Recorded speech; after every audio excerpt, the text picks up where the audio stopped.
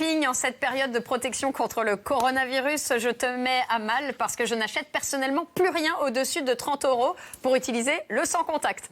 Résultat, avec le corona, plus de shopping. Et qui dit plus de shopping dit dépression, donc corona. Mais bien fraîche et avec du citron vert.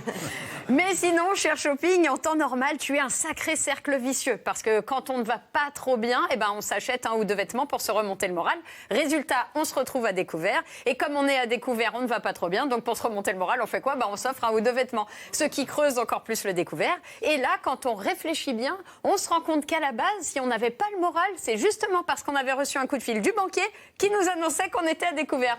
Bref. C'est le serpent qui se mord la queue. Enfin, tant qu'il se mord que la sienne. La période de coronavirus oblige.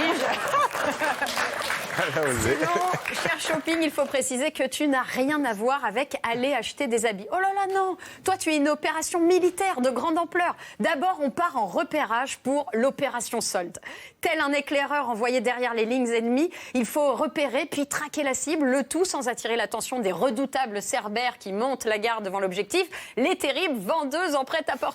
Elles sont prêtes à tout. Et si elles vous attrapent, c'est terrible. Elles peuvent vous torturer en vous disant que ce petit haut vous va très très bien. Et puis alors, ils se vendent comme des petits pains. Puis il n'en reste plus qu'un à votre taille. Résultat, tu te fais avoir et tu l'achètes pas en solde. Imbécile. Elles tuent par l'ennemi en un exercice. Elles sont terribles, ces vendeuses, avec leur « Si je peux vous aider, n'hésitez pas. » Oui, franchement, t'as qu'à venir passer la spie à la maison. Ça me ferait plaisir. Voilà ce qu'on devrait leur répondre. Et alors, affronter une vendeuse, c'est aussi faire face à son regard dubitatif quand vous demandez un 36. Alors que vous savez que vous achetez ce jean pour quand vous serez mince. Vous comptez même d'ailleurs que ça vous motive à perdre les fameux 3, 4, 5 kilos, que ça fait 6 ans que vous devez perdre. Mais c'est pas son problème à la vendeuse. Alors cela dit, de nos jours, tu peux, cher shopping, n'être que virtuel, on en a parlé, et avoir uniquement lieu en ligne.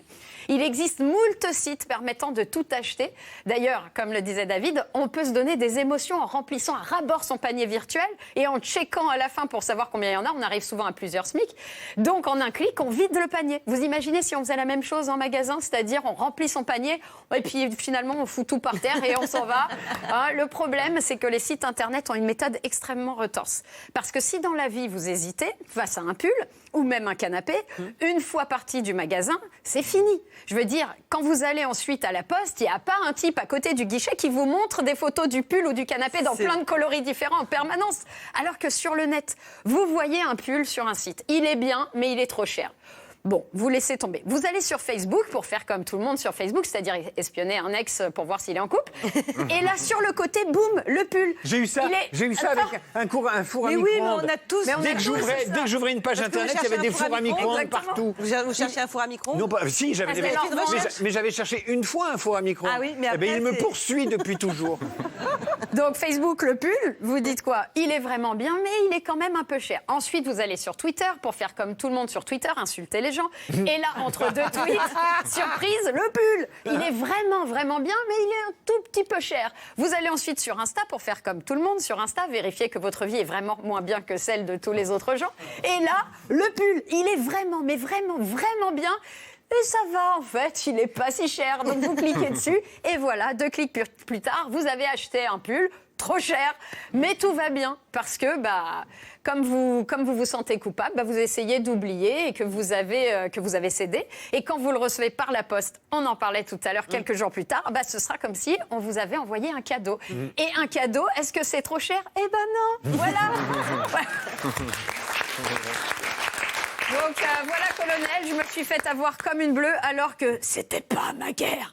Mais j'ai mis 6 mois à m'en remettre fucking shopping. Merci beaucoup, Léa.